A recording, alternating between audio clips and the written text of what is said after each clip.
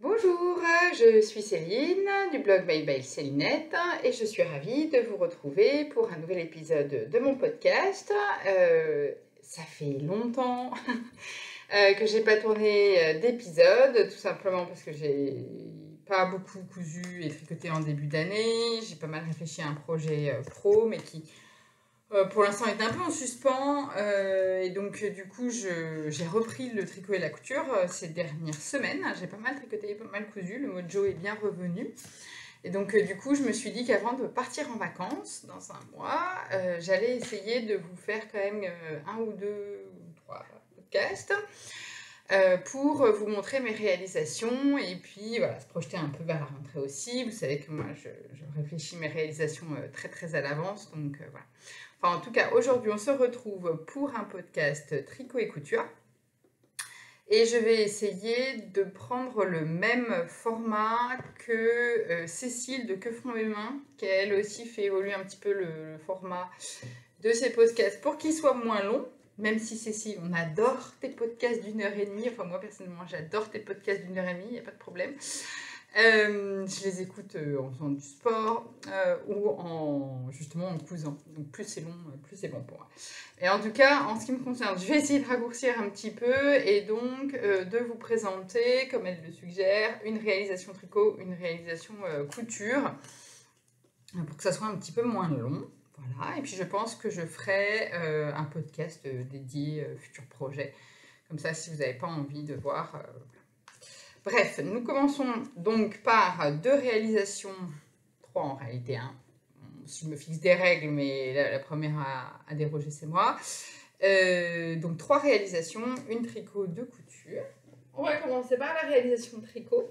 Ce que je vais faire, c'est que je vais essayer d'insérer aussi des vidéos portées à l'intérieur. Donc là, je ne vais pas les tourner tout de suite parce que j'ai une réunion qui commence dans à 10 h, donc je ne vais pas avoir le temps de le faire maintenant. Mais au montage, j'essaierai de rajouter des vidéos portées pour que vous voyez mieux le rendu sur moi. Je sais que c'est un format que moi j'aime beaucoup personnellement. Alors, ma première réalisation, alors je dis terminée presque, c'est le Senisti de ma copine Mélanie de Inkiaolic sur Instagram, voilà, et sur Ravelry aussi. Je vous mettrai évidemment, comme d'habitude, le lien vers tout le modèle et tout ça sur Ravelry. Donc, comme vous voyez, c'est un petit top d'été qui a une forme assez originale, puisqu'il est très large en haut et qui se resserre vers le bas. Il est plein de détails, comme toujours dans les réalisations de Mel. Moi, j'avais testé par exemple une de ces paires de chaussettes qui était d'une construction totalement inédite pour moi. Et bien là, c'est pareil, il y a plein de détails. C'est un petit top d'été, mais n'empêche qu'il y a plein de détails sympas. Donc, le premier détail, c'est cette bande sur l'emmanchure, donc en point qu'elle appelle pointe de poudre, il me semble, qui évidemment est bien expliqué dans le modèle. Voilà, donc en fait on commence par ces bandes, une de chaque côté évidemment, et ensuite on relève les mailles de part et d'autre de la bande pour commencer le dos et le devant. Voilà. Donc là, il n'est pas bloqué, rien du tout, il n'est même pas tout à fait terminé, je vais vous dire, mais voilà. Après on fait les jusque là, la hauteur de devant et dos, en façonnant l'encolure en parallèle et en faisant des grands raccourcis un petit peu dans le dos. Après on rejoint et après on fait plein de, très régulièrement, oui, j'ai pas rentré le fil, on fait des diminutions très jolies. Moi je trouve que même les diminutions sont belles sur ce modèle. Hop là, voilà. Même les diminutions sont belles sur ce modèle, ça fait une finition de part et d'autre du côté, je trouve ça joli. Voilà. Et enfin, on finit avec un petit revers qui est fait de manière très astucieuse. Je ne dirais pas comment, parce que pour le coup, si vous voulez voir, ce sera dans le modèle. Mais un petit revers très astucieux, voilà, qui finit bien le... Donc là, vous voyez, typiquement, ce sera au blocage, ce sera intéressant de le mettre bien en forme. Et j'aime beaucoup. On a une petite texture, une jolie finition à l'intérieur aussi, hein. Voilà, Donc ça, c'est très bien. Et donc devant, c'est une encolure en V. Et en fait, ce qui n'est pas fini, c'est l'encolure. Parce qu'il faut faire un petit... Enfin, il faut, si on veut, hein, d'ailleurs, c'est pas une obligation, mais moi, je vais la faire. Une petite finition d'encolure là. Et vous voyez, même l'encolure, même le V de l'encolure est travaillé pour que ça soit... Et on finit par une grande bande de côte. Moi, j'en ai fait moins que 5 rangs de moins, je crois, que ce qui était préconisé. Comme un grand bord-côte en bas. Voilà. Donc, je vous mettrai... Je suis dans le bureau, hein, comme vous voyez, bien sûr. Je suis dans le bureau et c'est très lumineux, mais c'est... Il y a du bon et du mauvais dans la luminosité. Donc, je vous mettrai une vidéo portée pour que vous voyez. La laine que j'ai utilisée, qui... à moitié de la laine, c'est 50% superwash merino wool et 50% coton. C'est la qualité Merci de chez Filcolana. Le coloris, je vais y arriver, c'est 616 de son petit nom. Je ne sais plus si c'est mangue ou abricot. C'est la couleur d'une mangue, ça c'est sûr. En tout cas, de l'intérieur d'une mangue. Voilà. Vous savez que si vous me suivez sur Instagram, vous savez que c'est une couleur que j'aime beaucoup porter en ce moment. En fait, ah, je vous ai... C'est par ça, vous allez mieux comprendre mes réalisations si je vous montre. Je retire les photos de ma mamie.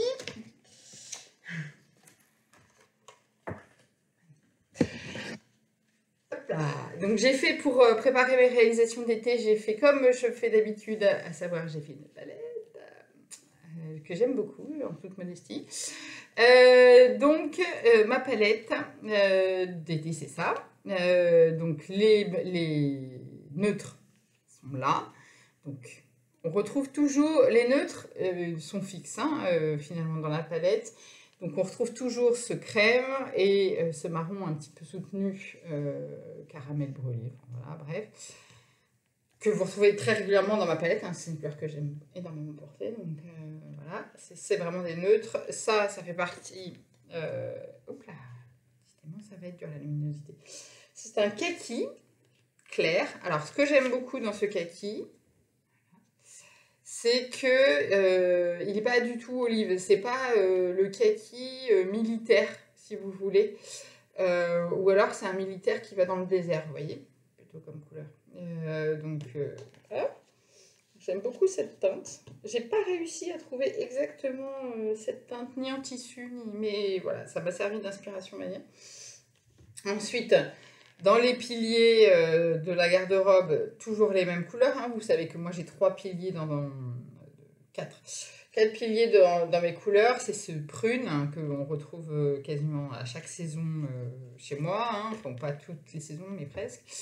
J'en ai pas porté au printemps. C'est revenu à l'été, vous voyez. J'ai moins de mal à porter du foncé à l'été qu'au printemps.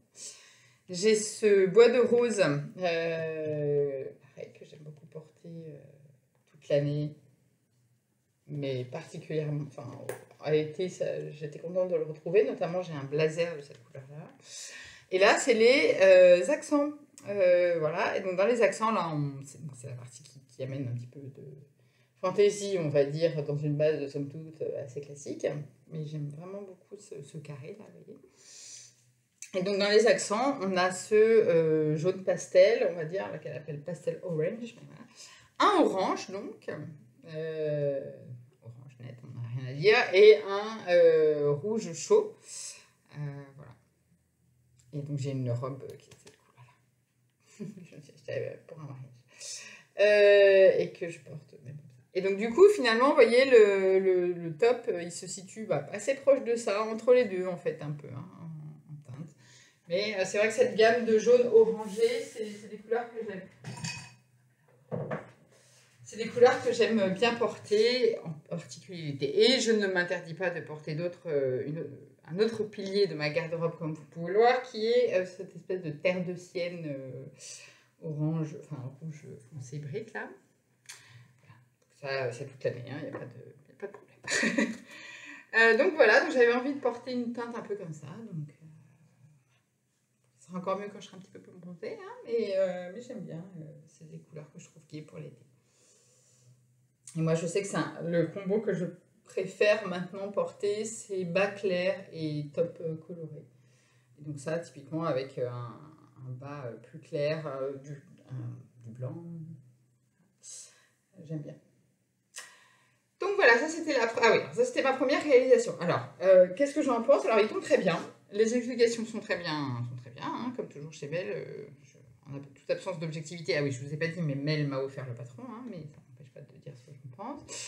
Les explications sont très bien, sont très claires. Le top tombe très bien, notamment au niveau de l'encolure. L'encolure se place très bien. Vous verrez si je vous insère la vidéo. La seule chose, c'est que pourquoi est-ce qu'il a autant traîné? Puisqu'en fait, ça fait quand même des semaines que je suis dessus. Alors déjà, j'ai moins tricoté que cousu. Et surtout,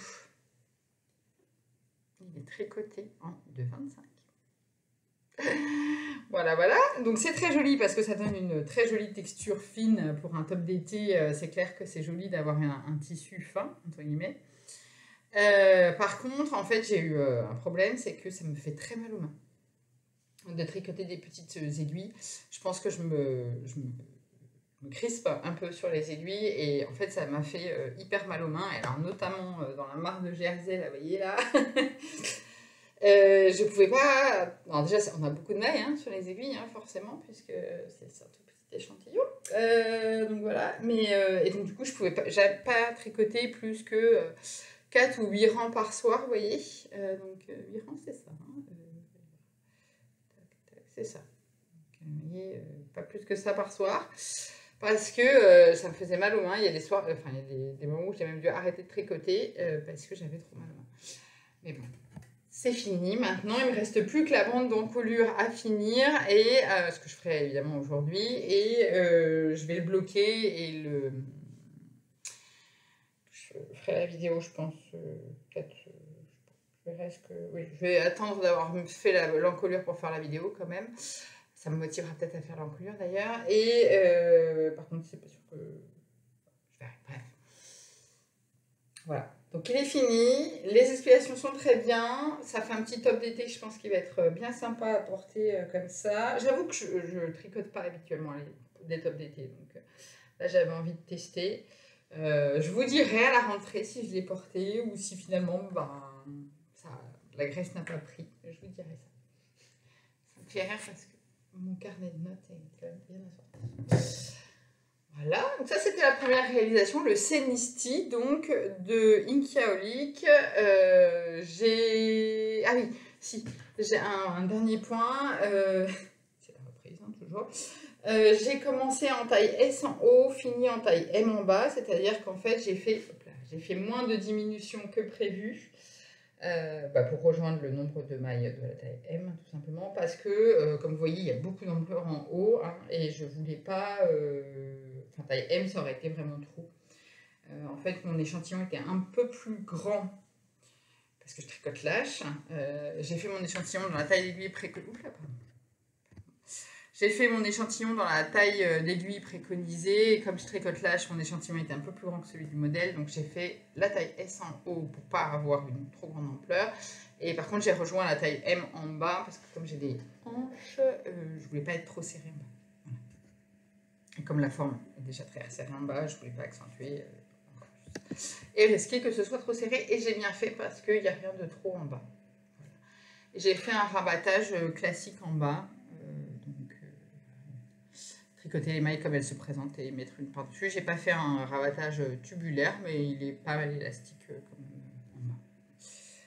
Voilà, je pense que là vous avez toutes les informations. Je vous remettrai les références de la laine sur les notes de blog. Voilà, cette qualité de fil Collana que j'ai découverte. J'aime bien, fil Collana, ça a un bon rapport qualité-prix, je trouve. Ça permet... Moi, j'ai bien aimé d'avoir un mélange mérino-coton, parce que je n'aime pas tricoter le coton tout seul, comme pas mal de tricoteuses, j'ai l'impression.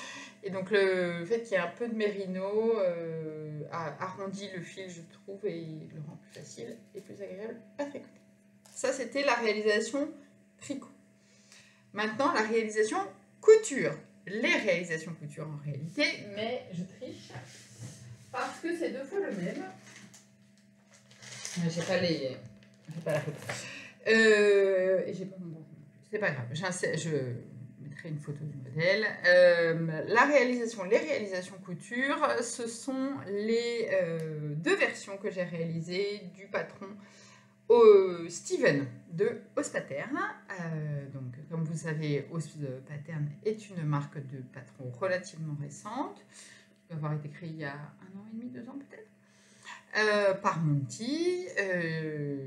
Voilà, elle a déjà un beau catalogue de patrons et Steven, c'est son premier pantalon, seul pantalon à date d'ailleurs, que j'avais bien envie d'essayer parce qu'il coche pas mal de cases que moi j'aime bien, à savoir une taille haute, quand même assez ajustée aux hanches et qui s'évase. Il n'est pas totalement droit, les jambes ne sont pas larges, elles sont un peu ajustées mais pas moulantes. J'avais envie de le tester depuis longtemps. J'avais le patron depuis longtemps et puis là je me suis enfin lancée parce que je manquais un petit peu de pantalon pour l'été. Ça se confirme, je ne porte pas de jupe. J'essaye à intervalles réguliers de porter des jupes, mais je n'aime pas ça, donc il faut que je me fasse une raison. Donc l'été, je porte soit des pantalons légers, fluides, vraiment, voilà, pas moulants, ou alors des robes. Donc là, j'avais envie d'essayer parce que justement, j'aimais bien le côté pantalon qui rendait bien sur des tissus fluides, pas trop proche du corps non plus, parce que quand il fait chaud, c'est pas très agréable d'avoir des choses moulantes, je trouve. Donc ça me paraissait parfait. Donc j'ai essayé et j'ai fait 2 réalisations parce que ça a été concluant. Alors la première réalisation que j'ai faite, c'est celle-ci. Donc là, j'ai fait pas de modification stylistique, on va dire, je vais vous détailler après les modifications que j'ai réalisées.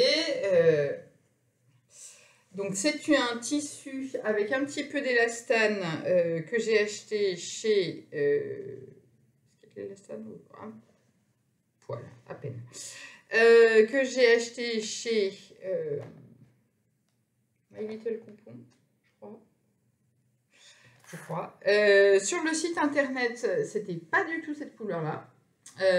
Justement, je pensais que c'était beaucoup plus un vert kaki, voilà. Et en fait, quand il est arrivé, la couleur était tellement différente que pour vous avouer, j'ai contacté la marque pour leur envoyer parce qu'on était vraiment très loin de ce que j'imaginais. Et puis au final, plus je le regardais, plus je me disais qu'en fait c'était une version claire de cette couleur qui faisait partie de ma palette et que j'allais tenter le coup. Honnêtement, en fait, je vais tout vous dire, j'ai eu la flemme de renvoyer. Ils étaient prêts à me le reprendre, à me le rembourser, hein, donc très gentil. Mais j'avoue que pour 30 € les 3 mètres, j'ai eu la flemme en fait, de faire la démarche. Je me suis dit, eh ben, c'est pas grave, je vais faire une toile portable et puis voilà, ça va me servir de toile et puis basta. Et en fait, je l'adore. Comme quoi, j'ai bien fait de garder le tissu. Il est très bien, il est très fluide. Il a une couleur qui est très sympa pour porter au boulot. Ça fait à la fois chic et estival, on va dire. Donc j'en suis très contente. Par contre, voilà, il froisse un peu. Je l'ai repassé juste à l'instant, mais j'ai du mal repasser. J'ai fait un faux pli. Des choses qui arrivent. Voilà. Alors, en modification... Alors, j'ai fait la taille 42 selon le tableau des mesures. J'avais fait une toile en réalité avant. Et je m'étais aperçue sur ma toile qu'il fallait que je fasse une modification qui est assez fréquente chez moi. C'est qu'il fallait que je raccourcisse la hauteur, ici au niveau de la fourche.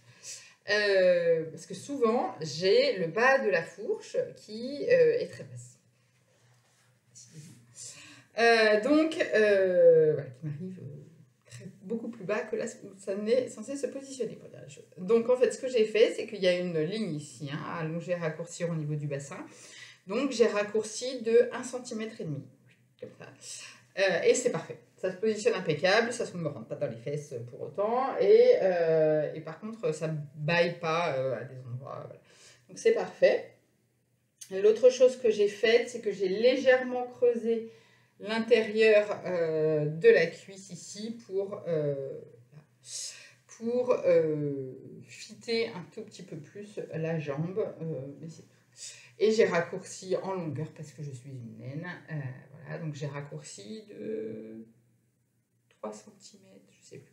En tout cas, la jambe, la couture intérieure ici fait 63 cm chez moi, qui fait 1,60 m. Voilà, et c'est les seules modifications que j'ai effectuées et j'en suis très très contente. Il se positionne impeccablement bien au niveau du bassin, c'est-à-dire que ça ne tire pas, ça ne fait pas de plis, c'est parfait. Voilà, voilà. Ah si, j'ai diminué aussi la hauteur de la ceinture d'1 centimètre.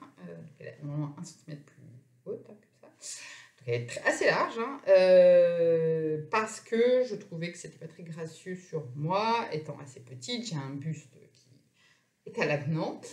Et donc, je trouve que ça me tassait un peu au niveau du buste, donc j'ai retiré à 1 centimètre. Ça se positionne très bien. Voilà. Sinon, niveau explication, très bien, très clair. Format vidéo, donc ça c'est parfait. Braguette impeccable, hein, qui plaque bien, qui se positionne bien, hein, donc on ne voit rien, ça ne s'ouvre pas. Parfait. L'intérieur est très joli, très propre, donc il nous montre les explications pour que ce soit bien fini. Moi, il y a des parties où je me suis moins embêtée qu'elle, pour être honnête. Notamment, je n'ai pas posé de passe-poil sur les parties sous pont. Là, on peut passe-poiler, hein, normalement. Moi, je ne l'ai pas fait parce que déjà, mon tissu est d'une couleur claire. J'avais peur que le passe-poil se voit par transparence. Et par ailleurs, il est assez fin. Et je ne voulais pas rajouter du poids, en fait, et que ça risque de tirer. Voilà. La ceinture. Alors, la ceinture m'a posé des soucis, c'est beaucoup dire. Vous voyez, en fait, elle est originale parce qu'en fait, elle fait un retour. En fait, c'est la pièce extérieure, là, qui revient comme ça. Et en fait, on pose un passepoil, un biais, n'importe quoi, un passepoil. Un biais, le bas, comme sur le Sacha, hein, on pose un biais ici. Et là, normalement, c'est censé être à 45 degrés. Enfin, j'ai pas réussi, moi. Pour être honnête, j'ai même demandé à mon team et j'ai pas réussi à ce que ça soit mieux que ça. Alors, c'est pas moche, hein, pas non plus exagéré. Mais je trouve ça moins joli que sur le Sacha, pour être honnête. Hein, je l'ai dit d'ailleurs. Mais donc voilà. Donc pour le prochain, je ferai comme le Sacha. Donc je ferai une pièce plus longue ici et puis je finirai comme pour le Sacha ici en biais. Je trouve ça plus joli. Et l'autre chose que je préfère du Sacha, vous savez que c'est aussi un de mes pantalons que je porte beaucoup, de Closet Corps Pattern, c'est que le sac de poche est pris dans la braguette. Hein, vous le savez, je vous en ai parlé quand je vous avais fait la présentation de ma réalisation. Et je trouve ça mieux puisque ça permet d'éviter que sur l'endroit, il bouge en fait et qu'il risque de remonter. Mais bon, c'est vraiment du détail. Hein. Une fois que vous avez mis vos poches une fois, vos mains dans vos poches une fois, le sac est bien positionné, ne revient plus. Et comme je voulais une version un peu chic pour le travail, j'ai fait un ourlet invisible à la main. C'est beau, hein? Je suis assez fière de mon coup, là. Je vous avouerai, parce que comme le tissu est fin, je suis assez contente de moi. donc voilà, avec une main légère, on fait un ourlet invisible à la main, n'est-ce pas? Voilà. Mais il est tellement invisible et je vois qu'il a encore fait ça a encore fait. Enfin, que je trouve un moyen parce que là, ça va me saouler. Il se défait. Voilà. En fait, les points sont tellement fins que ça a tendance à sauter. Mais bon, je vais recommencer. Ce sera jamais que la troisième fois. Donc ça, c'était ma première réalisation que je porte régulièrement au travail. Pour le coup, honnêtement, pour l'instant, depuis que je l'ai fait, je n'ai pas mis de passant non plus. Il n'y en a pas dans le modèle. Hein. Voilà. Depuis que je l'ai fait, je l'ai porté une fois par semaine au bureau. Il fait très bien le job. C'est parfait. Et comme j'étais très contente de ma première réalisation, j'en ai fait un deuxième. Je vous ai changé d'endroit parce que la luminosité était telle de l'autre côté que en fait, je ne voyais plus rien. Et puis surtout, j'apparaissais blanche. Donc je disais, la deuxième réalisation, c'est toujours le pantalon Steven Dawes Pattern, réalisé dans un tencel, un chat sur un fil, que j'avais acheté pour faire une combinaison. Donc, il m'en reste, hein, évidemment. Et une combi pantalon, je précise. Et donc, du coup, j'ai refait le Steven, sauf que j'ai fait quelques petites modifications. Comme je voulais pouvoir le porter avec ou sans ceinture, je n'ai pas fait de braguette. J'ai pas fait la braguette. Et là, vous vous dites, mais comment enfiles-tu? Eh bien, j'ai mis une ceinture, une fermeture éclair invisible sur le côté, tout simplement. Voilà. Donc là, très simple, hein, il suffit de couper les pièces sans la braguette. Hein, on replie en fait l'extension de braguette et puis voilà, c'est tout. Rien de très compliqué. J'ai rajouté des passants qui ne sont pas prévus dans le modèle. Mais voilà, pareil, hein, rien de très compliqué. Hein. Le reste, tout pareil. Hein. Juste là, j'ai fait un ourlet normal, hein, au lieu de faire un ourlet invisible. J'ai tendance à le retrousser d'ailleurs en bas. J'aime bien le porter de façon foreuse, enfin avec un revers. Et j'ai fait une ceinture. Je vous mettrai aussi des vidéos portées. Rien de très différent, mais en fait, rien que de très simple. Hein, les modifications sont vraiment évidentes. Hein. Encore une fois, il suffit de replier la braguette, couper 2 fois la même pièce et mettre la fermeture éclair sur le côté. J'ai pas fait les poches aussi. Sur celui-là parce que je voulais éviter les épaisseurs au niveau du zip invisible. Vous savez que quand le zip monte le long de poche, en général, c'est pas très heureux. Et comme je voulais qu'il soit vraiment invisible, j'ai pas mis des poches. J'ai utilisé mon pied normal pour poser mon zip invisible. Et par contre, j'ai utilisé la technique, une petite astuce, plus qu'une technique d'ailleurs, la petite astuce de Pretty Mercerie qui donne dans une de leurs vidéos récentes. En fait, ils ont fait une vidéo qui s'appelle Poser un zip invisible comme un pro, qui n'est pas révolutionnaire la vidéo, mais en fait, ils donnent une petite astuce dans les commentaires. Parce que moi, souvent, c'est pas de poser le zip qui me pose problème, c'est là. Le bas du zip, là où le zip justement rejoint la couture où les 2 pièces sont ensemble. Là, un petit truc, là, c'est toujours cracra, n'est-ce pas? Si vous avez déjà posé un zip invisible, je suis sûre que vous voyez de quoi je parle. Et en fait, elle dit que ce qu'elle fait, c'est qu'elle utilise justement son pied fermeture éclair invisible le plus loin possible et que ça aide à rejoindre justement en étant proche du bord. Là. C'est ce que j'ai fait et effectivement, ça marche pas mal. Voilà. Alors, il faut faire attention à ne pas prendre d'épaisseur du zip à l'intérieur, mais ça marche pas mal. Bon, après, la pose de zip invisible, c'est quand même pas mon exercice préféré en couture. Hein. Bien dire ce qui est, même si en s'y reprenant plusieurs fois, on n'y arrive. Mais je vous avouerai que je m'y suis repris à plusieurs fois. Et notamment, j'ai cousu le samedi soir, le samedi, le pantalon, et le samedi soir, je l'enfile, et il était bien, il était fini hein, quasiment. Enfin, franchement, il était fini. J'étais genre les ourlets à faire, mais bon, bref. Et en fait, comme sur le modèle, il n'y a pas le zip, je n'avais pas de repère pour savoir à quelle hauteur arrêter le zip sur ma hanche. Et en fait, il était bas. Il me gênait un peu, il repiquait. Enfin, voilà. Et le samedi soir, je me suis dit, bon, c'est pas grave, allez, pour qu'il soit vraiment parfait, je défais le zip. Et là, je me suis dit, oula. Vous savez, ce moment où vous avez envie de finir le truc, mais dans votre tête, vous vous dites, c'est pas une bonne idée, c'est pas une bonne idée, c'est pas une bonne idée.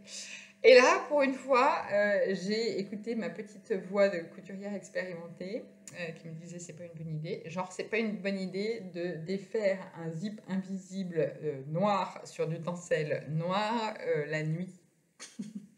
Avec la mauvaise luminosité de mon... Enfin, la mauvaise luminosité, mais l'éclairage électrique de mon atelier. Donc, j'ai attendu le dimanche et j'ai fait le dimanche et à mon avis, j'ai bien fait. Donc, je l'ai raccourci un tout petit peu, genre quelques centimètres, mais c'est vrai que ça me gênait. Alors que là, il est impeccable. Je l'ai porté plusieurs fois. Notamment cette semaine, je l'ai porté plusieurs fois. Il est très bien parce qu'il se prête à la fois à des tenues un petit peu plus habillées. Pour être tout à fait transparente, je l'ai porté à des obsèques voilà, cette semaine. Donc avec une paire de talons noirs, un petit haut, ça passe très bien. Et parce qu'il a un côté fluide, le tencel, ça a un côté un petit peu... Voilà. Et en même temps, là, je l'ai porté pour ramener ma fille à l'école. Le bas retroussé, ça donne un petit côté un peu plus décontracté que quand il est full longueur, on va dire. Et avec une paire de sandales, voilà, un t-shirt, ça passe très bien. Donc, je vous montrerai les deux types de tenues que je peux porter avec. Vous me direz ce que vous en pensez. Et bien écoutez, voilà, c'est fini pour ce premier mini podcast, on va dire, de réalisation. Je reviens très vite. Je vais regarder, je ne sais pas si j'ai le temps aujourd'hui de refaire un podcast pour vous montrer le reste. Sinon, j'essaierai de faire ça la semaine prochaine. Paradoxalement, pas paradoxalement, mais aujourd'hui étant vendredi, habituellement le vendredi c'est assez calme au boulot. Et là, cette semaine, c'est la semaine de rendu d'un certain nombre de nos livrables de fin de trimestre, pour tout vous dire. Et donc, c'est un petit peu plus... ça va être un petit peu plus studieux comme vendredi que d'habitude. Écoutez, je reviens vite en tout cas pour vous montrer la fin. J'aurai à vous montrer un short, un top et un kimono que vous avez entreaperçu si vous me suivez sur Instagram. Donc, je vous montrerai tout ça un peu plus en détail. Et pareil, je vais essayer d'insérer des formats vidéo. N'hésitez pas à me faire un retour justement sur ce que vous aimeriez voir plus en format vidéo, au-delà de moi vous parlant, je veux dire. Est-ce que vous voulez que je vous montre des parties du vêtement ou est-ce que justement, est-ce que vous aimez bien l'idée d'avoir des vidéos de plusieurs types de tenues dans plusieurs styles pour montrer un peu le côté déclinable de la pièce. Voilà. Dites-moi. Je vous cache pas que là, ça va être le moment où je vais râler. Donc, si vous voulez, vous pouvez partir. Comme beaucoup, hein, comme beaucoup, l'algorithme d'Instagram me fait des misères. Alors certes, j'ai pas 15 000 abonnés, donc voilà, donc de toute façon ma visibilité, la visibilité de mes posts est réduite de base, mais j'ai quand même vu une énorme différence en termes de nombre de commentaires, un nombre de vues, de likes sur mes posts Instagram ces derniers mois. Ça a baissé, c'est dingue. C'est-à-dire que là où j'arrivais facilement à avoir une interaction des commentaires de 50, 60 personnes sous mes posts et passer facilement la barre des 100, 200, 300 likes, c'était pas inhabituel sur mes posts Instagram. Là, on tourne plutôt autour de 50-60 likes et 2-3 commentaires. Je m'en étais même pas aperçu. Enfin, je m'en étais pas aperçu. Je m'en étais aperçu, mais comme je postais moins de réalisation couture tricot, je me suis dit, bah, c'est normal que ça intéresse moins. Enfin, je veux dire, les gens qui me suivent, c'est pour la couture et le tricot majoritairement. Donc, je poste moins, je peux comprendre que du coup, ils soient moins intéressés. Ça me paraissait normal et être une conséquence du fait que je postais moins. Et en fait, j'ai échangé avec Perrine d'Auguste et Septembre, qui fait un travail super sur ses capsules et qui, justement, rame un peu pour avoir la visibilité qu'elle mérite. Et en fait, j'ai regardé, j'ai comparé en fait deux posts, un post en février et un post là cette semaine. Pareil, hein, je montre une tenue, du fait main, du pas fait main, enfin donc deux posts similaires, rien à voir quoi. En termes de voilà. Donc je vais essayer de repasser en fait sur ce format-là, tout ça pour dire que je vais essayer de réinvestir un peu le podcast parce que c'est un peu frustrant quand même. Alors même si évidemment je ne coupe pas et je ne tricote pas pour faire des photos sur Instagram, hein, vous savez bien que c'est à l'opposé de la démarche que j'essaie de mettre en place. Mais bon, quand même, j'avoue, ou alors j'arrête complètement. Mais enfin voilà, soit j'arrête complètement de faire des posts Instagram, soit si je fais des posts, c'est quand même pour avoir une interaction. Sinon, je vois pas l'intérêt. Autant arrêter, quoi. Donc je vais essayer de réinvestir le podcast. Il y a d'autres formats que vous aimeriez voir, vidéo, audio, n'importe. Enfin, je suis ouverte à tout, il n'y a pas de problème. Dites-moi, même article. Alors, article sur le blog, hein, vous savez que ce qui me bloque encore et toujours, c'est la photo. Ça me saoule en fait. Là, franchement, je suis plus prête, après toutes ces années de blog, puis de couture, hein, j'ai plus envie de faire des photos. Je suis désolée, voilà. Ça, c'est le seul format que je réinvestirai pas, c'est clairement les séances photos, c'est plus du tout mon trip, quoi. Donc, autant les vidéos chez moi, machin, où j'ai qu'à poser le trépied en gros et ça se fait, oui, pourquoi pas, enfin, ça, il n'y a pas de problème. Je fais volontiers. Autant les photos à l'extérieur, je trouve ça magnifique, hein. Franchement, je trouve que les blogueuses qui s'y astreignent, et même les comptes Instagram qui s'y astreignent, c'est génial, hein. Enfin, il y en a certaines qui font des photos, c'est magnifique, enfin, vraiment superbe. Mais moi là, j'ai pas envie quoi. Donc soit vidéo, soit article, fiche patron, fiche pratique, inspiration tenue, n'importe. Dites-moi le format qui vous amuserait le plus, j'essaierai volontiers. Tout sauf les photos quoi. Voilà. Bah, écoutez, c'est fini pour ce premier épisode. Je suis contente parce que j'ai tenu dans le format et je reviens vite avec le reste des réalisations que je veux vous montrer. À bientôt!